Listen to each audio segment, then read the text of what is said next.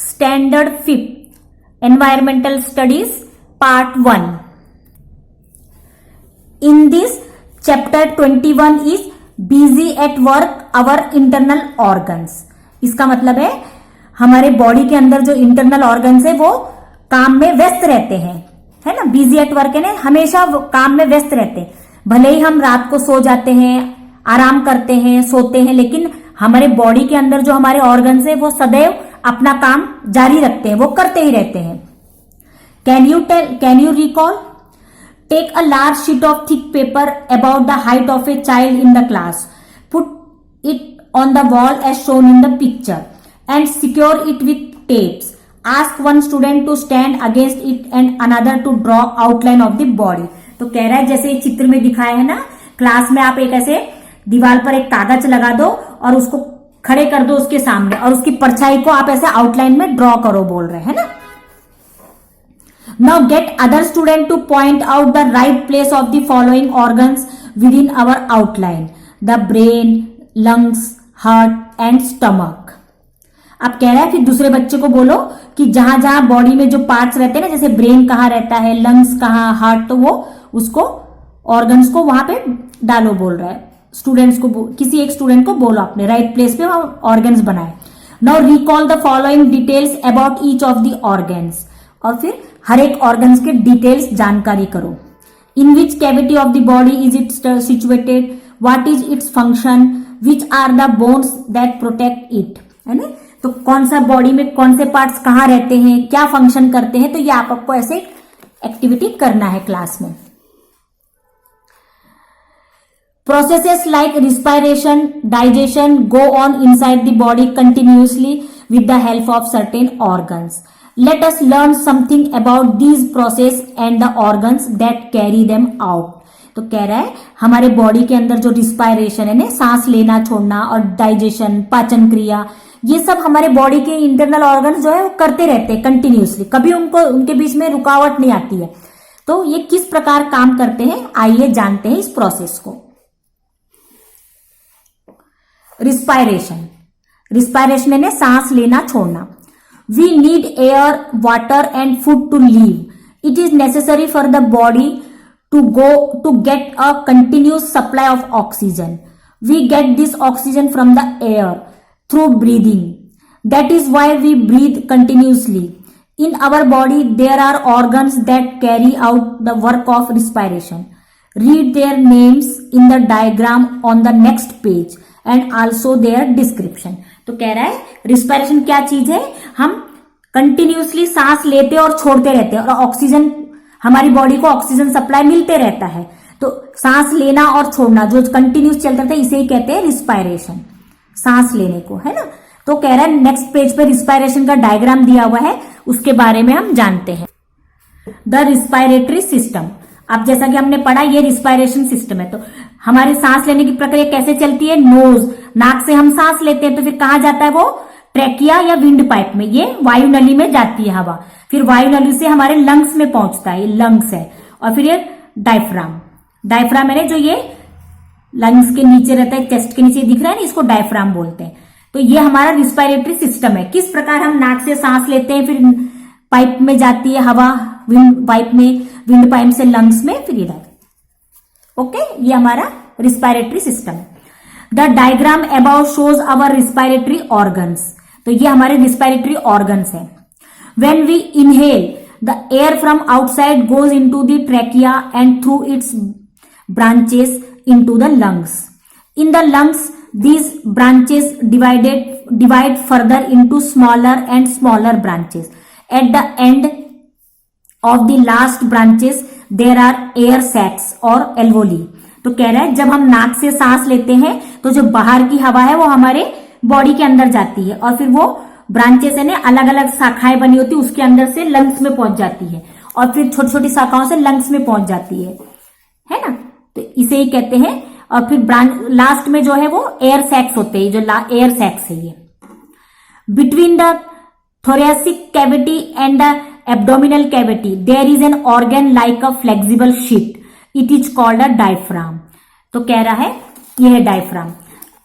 ठीक है, thoracic cavity और एब्डोमिनल कैविटी के बीच में एक ऐसा थैले जैसा रहता है, सैक के बराबर थैले जैसा शीट रहती है, ये एक ऐसे शीट रहती है, तो इसको बोलते हैं डायफ्राम। ओके,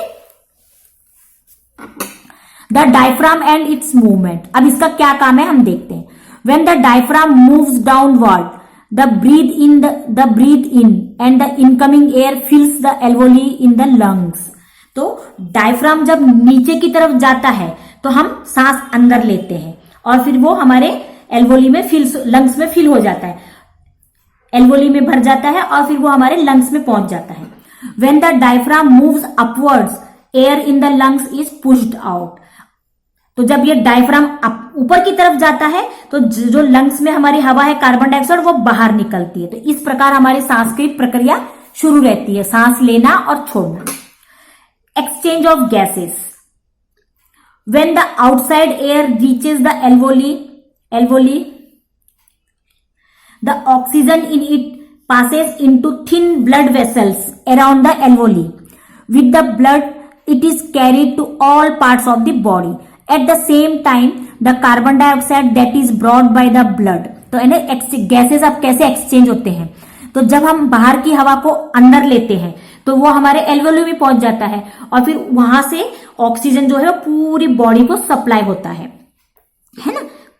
फिर उसी समय हम कार्बन डाइऑक्साइड भी बाहर छोड़ते हैं, that is brought the blood from all parts of the body enters the air in the alveoli. When we exhale the carbon dioxide is also given out with the air, है ना। जैसे मैंने आपको बताया प्रोसेस चलते रहता है, पूरी बॉडी में वो ऑक्सीजन सप्लाई हो जाता है एल्वोली से और फिर हम जैसे ही सांस बाहर छोड़ते हैं तो कार्बन डाइऑक्साइड जो है वो हमारी बॉडी से बाहर निकल जाता है। In this way, an exchange of oxygen and carbon dioxide gases takes place in the alveoli. तो इसी प्रकार हमारी बॉडी के अंदर जो है ऑक्सीजन का लेना और कार्बन डाइऑक्साइड का छोड़ना एल्वोली के द्वारा ये जारी रहता है। ठीक है।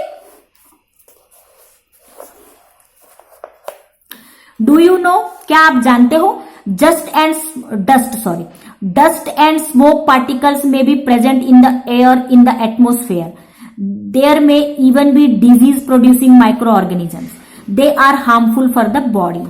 The inner lining of the respiratory organs has fine hair-like structures called cilia. On this inner lining, there is also a layer of a sticky substance called mucus. The dust and smoke particles stick to this substance. Thus, the harmful substances in the air cannot reach the lungs.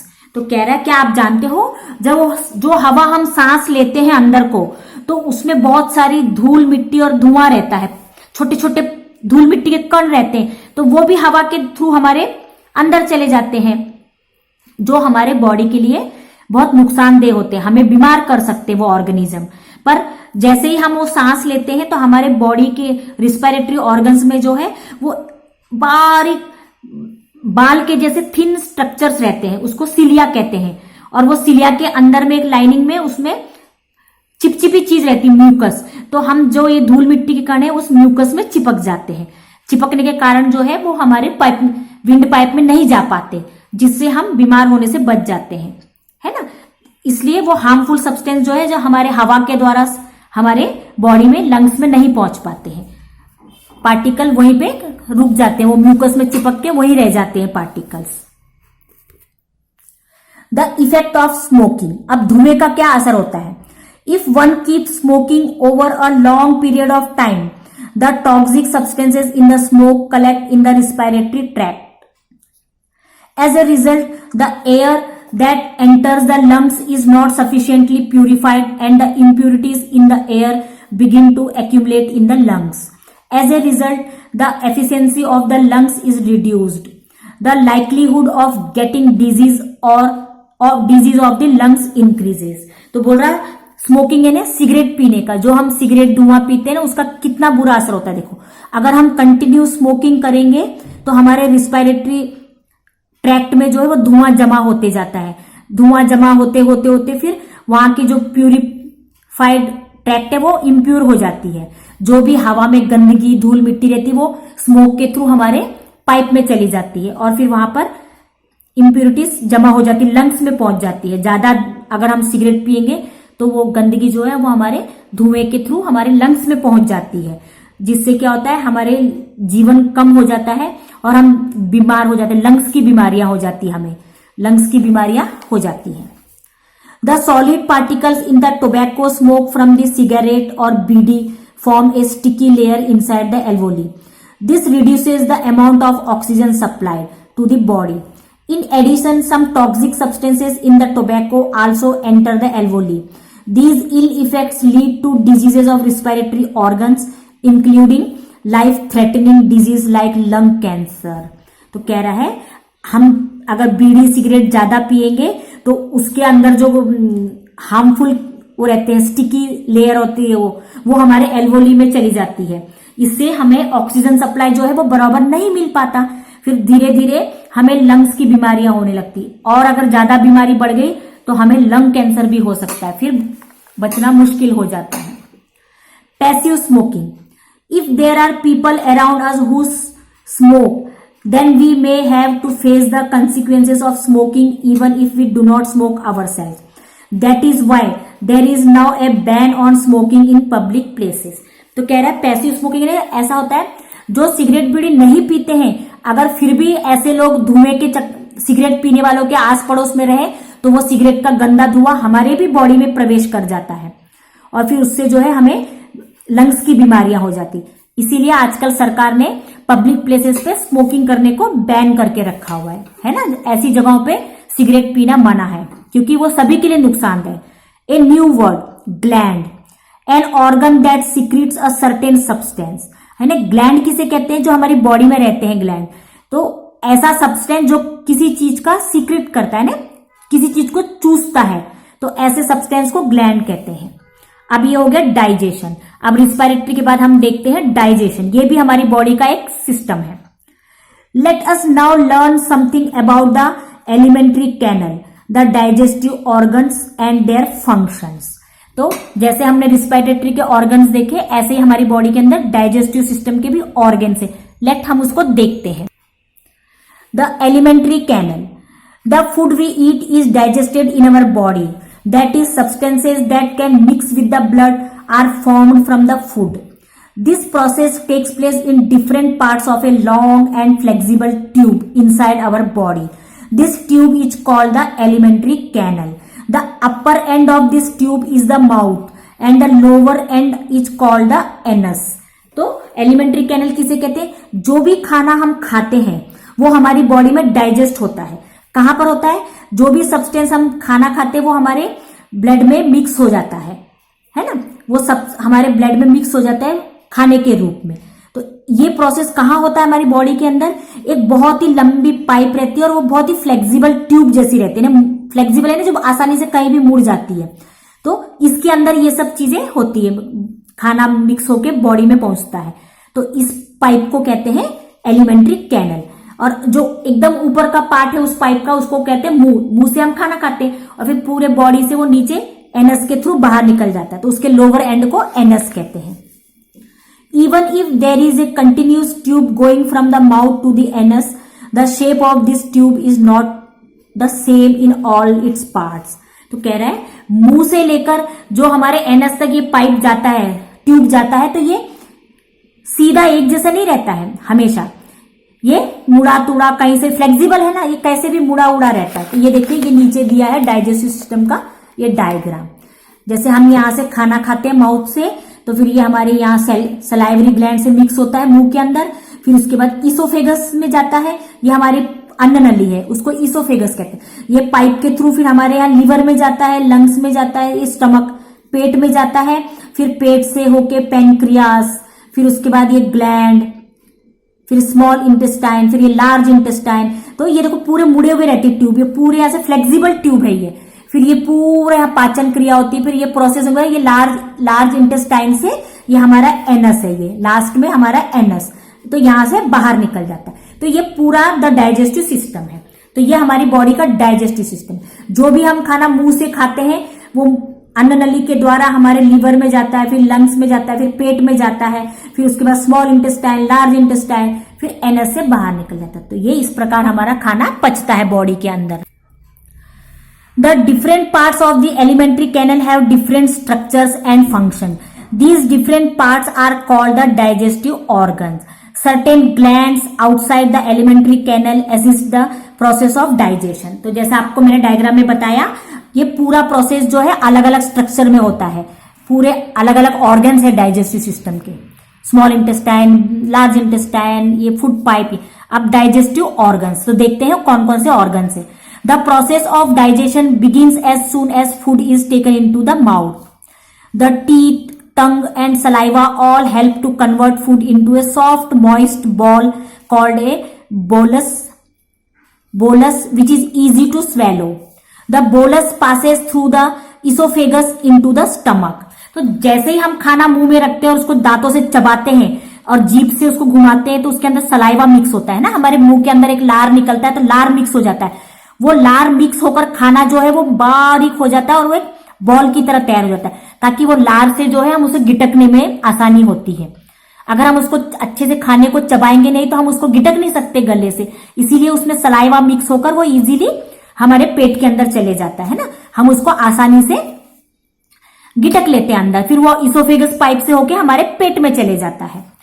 The stomach is shaped like a bag, here the food is churned. The digestive juices in the stomach bring about some digestive process. At the same time, some disease producing germs in the food are also destroyed. The food changes into a thin slurry in the stomach. Then it passes into the small intestine. देखो अब मुंह से stomach में चला गया, फिर stomach एक bag के शेप का रहता है, स्टमक हमारा एक बैग के शेप का रहता है, उसके अंदर फूड जो है चर्न्ड यानी चूरा होता है, उसको और बारीक किया जाता है, चर्न्ड यानी पीसना, तो खाने को स्टमक जो है वो और बारीक पीस देता है और उसके अंदर फिर डाइजेस्टिव जूसेस मिल जाते हैं उसके अंदर, और ये सब चीजें हमारे पेट के अंदर एक डाइजेस्टिव प्रोसेस से होता है। और फिर जो भी गंदगी हमने खा ली होती है खाने के थ्रू, तो वो भी वहां पे स्टमक के अंदर डिस्ट्रॉय हो जाते हैं, और फिर ये food changes into thin slurry, और फिर खाना जो है वो बारीक से तरल पदार्थ की तरफ हो जाता है, और फिर वहां से वो स्मॉल इंटेस्टाइन में चले जाता है, पेट से स्मॉल इंटेस्टाइन में चले जाता है। The small intestine of an adult is about 7 meters long. The digestive juices in the intestine bring about several digestive process. The secretions of the some glands also help the process of digestion. As a result of all these digestive process, certain substances are produced. These are useful to the body and can mix with the blood. In the small intestine, they are absorbed into the blood. The remaining substances pass into the large intestine. अब stomach से small intestine में आ गया। अब small intestine जो है वो एक adult आदमी में 7 मीटर लंबी वो रहती उसकी स्मॉल इंटेस्टाइन, तो उसके अंदर जो है फिर से डाइजेस्टिव जूसेस जो है वो खाने में मिक्स होते हैं, और उसके और एक कुछ ग्लैंड से वो भी उसमें कुछ प्रोसेस करते हैं हमारी बॉडी के अंदर, फिर इससे जो है खाना जो है वो और बारीक होके फिर जो यूजफुल चीजें हैं वो हमारी बॉडी में मिक्स हो जाते हैं, ब्लड में मिक्स होके हमारी बॉडी को चले जाते हैं, और जो बेकार की चीजें हैं जो हमारी बॉडी के लिए यूजफुल नहीं है वो आगे लार्ज इंटेस्टाइन में चले जाते हैं। The large intestine of an adult is about 1.5 meters long. Here much of the water in the remaining substances is absorbed into the body and feces or stools are formed. तो अब large intestine में क्या होता है, जो पचा नहीं, जो हमारे लिए जरूरत नहीं थी वो लार्ज इंटेस्टाइन में आ गई। अब वहां पर भी क्या होता है, थोड़ा बहुत जो हमारे बॉडी के लायक काम का है वो पानी बन के हमारी बॉडी में चले जाता है, और बाकी की जो गंदगी है वो स्टूल बन के हमारी बॉडी से बाहर आ जाता है ना। लैट्रिन जो करते हैं ना हम सुबह सुबह, तो वो हमारी बॉडी का वेस्ट मटेरियल है जो एनस से बाहर आ जाता है। The faeces collect in the rectum for some time, later they are expelled from the body through anus. वही मैंने जैसे बताया आपको कि हमारे बॉडी में रेक्टम में जो है वो गंदगी जमा हो जाती है, और बाद में वो लैट्रिन के थ्रू, एनस के थ्रू वो लैट्रिन बन के हमारी बॉडी से बाहर आ जाता है। Do you no a sufficient quantity of water is necessary for the process of digestion to take place properly. as well as for the food to keep moving through the alimentary canal. If one does not drink enough water, one becomes constipated. That is, one passes hard stool or does not pass it regularly. तो कह रहा है, क्या आप जानते हो कि हमें भरपूर मात्रा में पानी पीना जरूरी है, क्योंकि पानी जो है वो डाइजेस्टिव सिस्टम को प्रॉपर करने के लिए बहुत जरूरी है। अगर हम पानी कम पिएंगे तो हमारा खाना बराबर पचेगा नहीं और उससे फिर हमें कब्ज की बीमारी होने लगती है। और कुछ लोग तो इतनी कड़क स्टूल पास करते हैं और कुछ लोगों को तो रोज पास ही नहीं होता, उनको फिर कॉन्स्टिपेशन की बीमारी हो जाती है ना, स्टूल को वो रेगुलरली पास नहीं कर पाते। None of the other task in the body can go on without water. The water that is absorbed during digestion is the water that is used for all other processes in the body. That is why it is so important to drink adequate quantities of water. तो कह रहा है इसके सिवा कोई चारा ही नहीं है, हमारी बॉडी को भरपूर मात्रा में पानी चाहिए, क्योंकि हमारी बॉडी के अंदर कोई भी ऑर्गन जो है वो पानी के बिना काम नहीं कर सकता। अगर हम भरपूर मात्रा में पानी नहीं पिएंगे तो हमारी बॉडी के सारे ऑर्गन्स जो है वो सही तरीके से काम नहीं कर पाएंगे। तो इसलिए बहुत ये जरूरी है कि हम खूब पानी पिए, दिन भर में 2-3 litre. The upper ends of the both the oesophagus and the windpipe open in the throat next to each other. When food is swallowed and the windpipe remains closed, but when we eat in a hurry, the food may enter the windpipe and causes us to choke on it. That is the reason why we must not eat in a hurry. We must also avoid speaking and eating at the same time. तो कह रहा है the upper end of the both oesophagus, जो हमारे मुंह के जो ये है, हम जब खाना खाते तो वो हमारे विंड पाइप में से गले में जाता है। तो अगर हम खाने को बिना चबाए गिटक लेंगे या फिर जल्दी जल्दी खाएंगे तो हमारे पाइप में वो चोक हो जाता है ना, जाम हो जाता है। हम अगर उसको अच्छे से चबाएंगे नहीं, जल्दी जल्दी खाएंगे, गिटक लेंगे तो हमारे पाइप में जाके वो अटक जाता है और फिर उससे हमको तकलीफ होती है। इसीलिए कहते हैं कि खाना खाते समय ना ही बातें करना चाहिए और ना ही खाना जल्दी जल्दी खाना चाहिए, आराम से चबाकर उसको अच्छे से सलाइवा के साथ मिक्स करके खाना चाहिए। डू यू नो, क्या आप जानते हो, if we want healthy teeth we need to look after them. Every tooth has a covering of enamel which protects the delicate inner parts of the tooth. Enamel is the hardest substance in our body, but if we do not keep our teeth clean, even this enamel corrodes or teeth decay. तो क्या आप जानते हो कि हमारी body के लिए healthy teeth भी होना जरूरी है। हम स्वस्थ दांत चाहते हैं और हमारे दांतों के ऊपर जो है एनामल की कवरिंग रहती है, हमें दांतों की देखभाल करना चाहिए। वो एनामल जो है हर एक दांत के ऊपर रहता है, वो सबसे हार्डेस्ट पार्ट है हमारी बॉडी का। ये दांतों के ऊपर जो एनामल रहता है ना, व्हाइट रंग का चमकीला, वो सबसे हार्डेस्ट पार्ट है। अगर हम अपने दांतों का देखभाल नहीं करेंगे, उनकी अच्छे से सफाई नहीं करेंगे तो वो एनामल जो है वो घिस जाते हैं और फिर उससे हमारे दांत जो है वो सड़ने लगते हैं। While having our meals, we enjoy many different tastes and flavors. We sense them using our tongue and nose, but sometimes we find that a food item's taste or smells bad. It may be because of the food is spoiled. One should pay attention to such changes in food. In case of the food has really gone bad, one can avoid eating it. तो कह रहे हैं जब हम कोई भी चीज खाते हैं तो हम उसके अलग अलग टेस्ट और फ्लेवर्स को इंजॉय करते हैं ना। कहाँ इंजॉय करते हैं? हमारे जीभ में। हमारा जीभ भी एक सेंस ऑर्गन्स है, तो हम अपने जीभ और नाक से खाने की सूंघते हैं और उसको इंजॉय करते हैं। बट कभी कभी आपने नोट किया होगा कि खाने में से गंदी स्मेल आती है, तो इसका मतलब है कि वो खाना खराब हो चुका है। तो हमें ऐसे खाना खाने से बचना चाहिए, क्योंकि ऐसा गंदा खाना खाने से हमारे दांत भी जो है खराब होने लगते हैं। Systems in the body. You have seen how several organs work together to bring about respiration. If even one of these organs does not function properly, the process of respiration will not be completed. A group of organs which work together to carry out a function of the body is called a system. Thus, the nose, trachea, lungs and the diaphragm together make up the respiratory system. तो है ना, हमारी body में कौन कौन से system, जैसे हमने रिस्पायरेटरी सिस्टम देखा, तो 2-3 प्रकार के ऑर्गन्स मिलके एक सिस्टम पूरा करते हैं। जैसे हमने रिस्पिरेटरी सिस्टम में क्या देखा, उसमें ट्रैकिया, लंग्स, डायफ्राम, नोज, ये सब मिलकर एक काम करते हैं। तो इस सिस्टम सब मिलकर एक सिस्टम बनता है, तो इसे हम कहते हैं respiratory system. Energy for the body,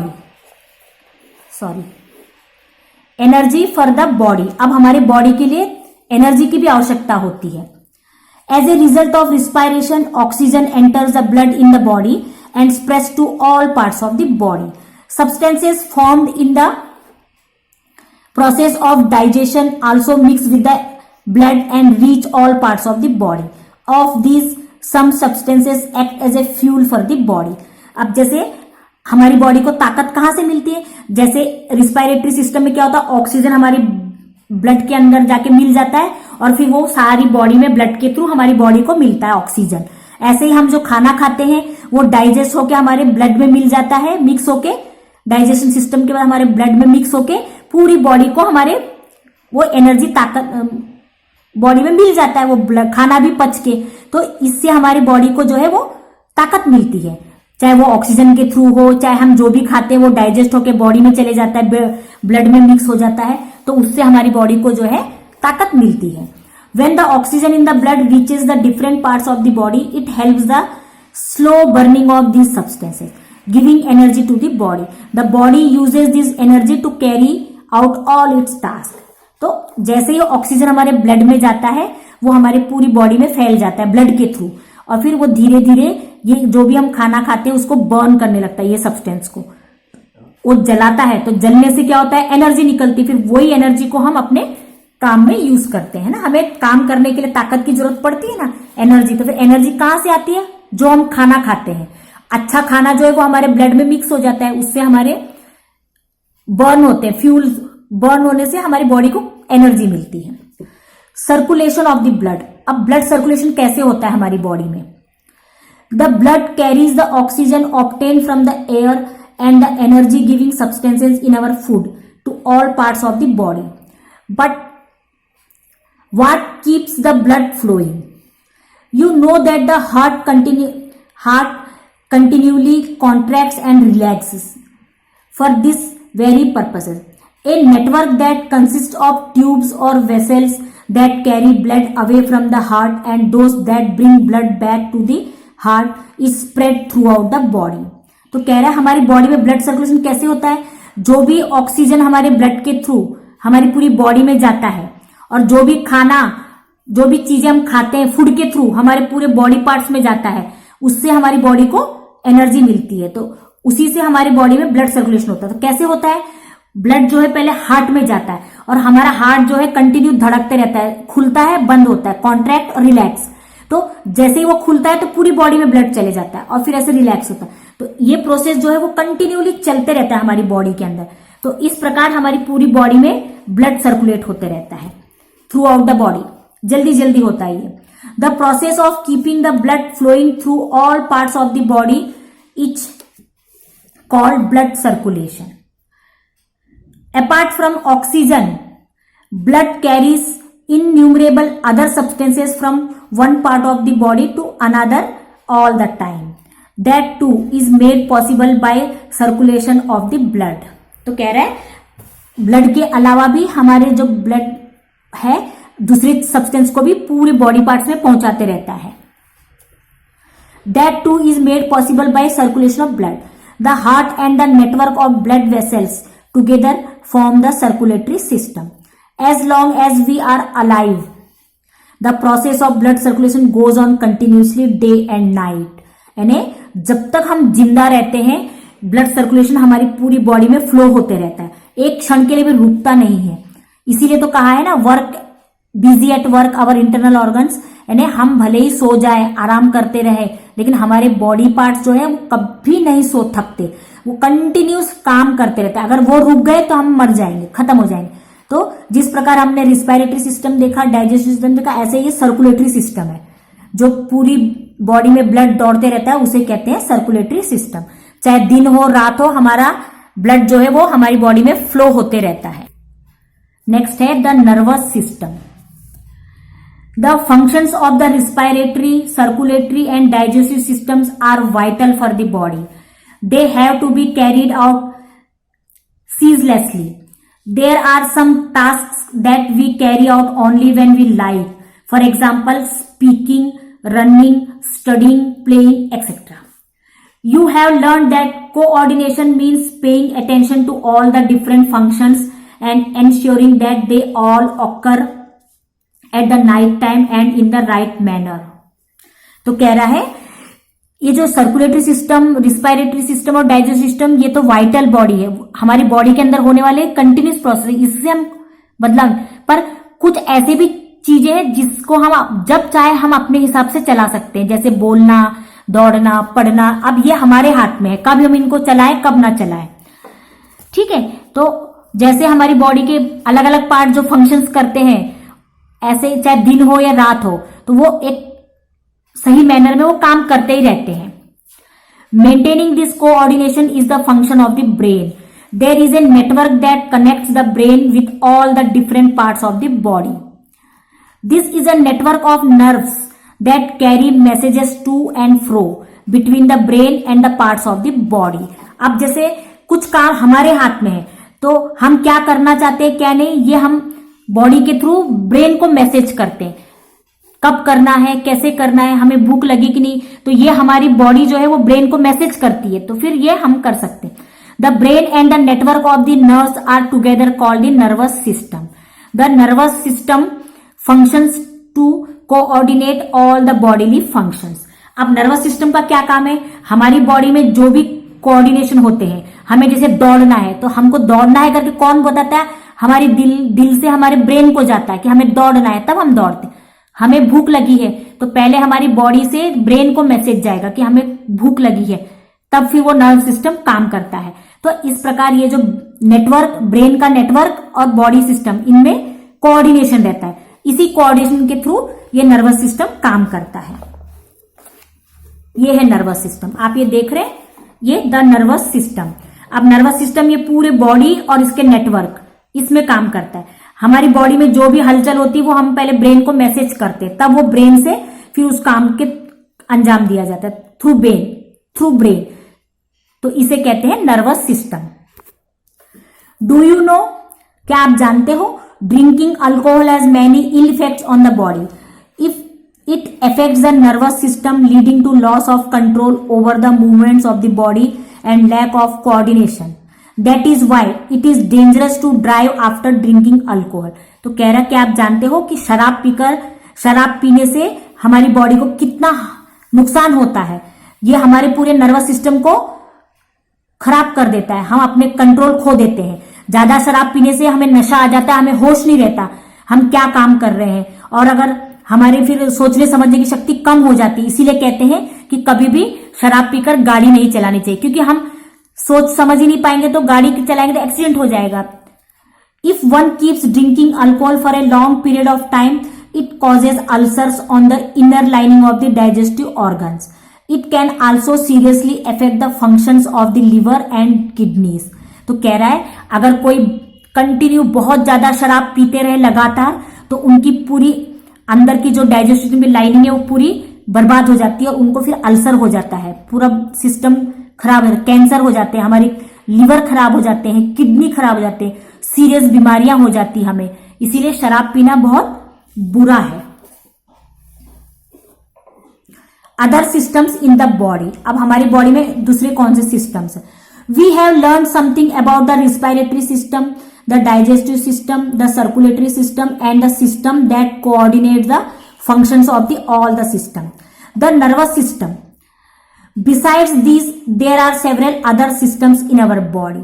यानी जैसे हमने डाइजेस्टिव सिस्टम देखा, नर्वस सिस्टम देखा, रिस्पायरेटरी सिस्टम देखा, इसके अलावा हमारी बॉडी में कुछ दूसरे भी सिस्टम्स है. For example the skeletal system. For example the skeletal system gives support and shape to the body and protects the important organs inside it. The excretory system expels the waste substances that are formed in the body. तो इसके अलावा कौन कौन से system है हमारी body में. Skeletal system यानी हमारे शरीर का ढांचा, जो हमारे शरीर को एक शेप देता है. अगर हमारी बॉडी में स्केलेटल सिस्टम ही नहीं, हड्डियों का ढांचा ही नहीं रहेगा, तो हमारी बॉडी एकदम लचीली और बेढंगी रहेगी। तो हमारी बॉडी को सुंदर शेप कौन देता है? Skeletal system. उसी तरह एक्सक्रीटरी सिस्टम भी हमारे बॉडी के अंदर, यानी जो वेस्ट मटेरियल हमारी बॉडी में है, जो हमारी शरीर को जरूरत नहीं है, तो वो बाहर फेंक देता है। जैसे चाहे यूरिन बोलो या स्टूल बोलो, उसके रूप में वो उसे बाहर फेंक देता है।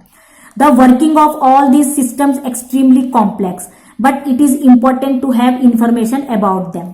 तो ये सारे बॉडी के हमारे जो सिस्टम्स है बहुत ही कॉम्प्लेक्स हैं, एक्सट्रीमली कॉम्प्लेक्स, पर ये इंपॉर्टेंट जानकारी भी हमें देते हैं। हमें इसके बारे में पूरा जानकारी होना चाहिए।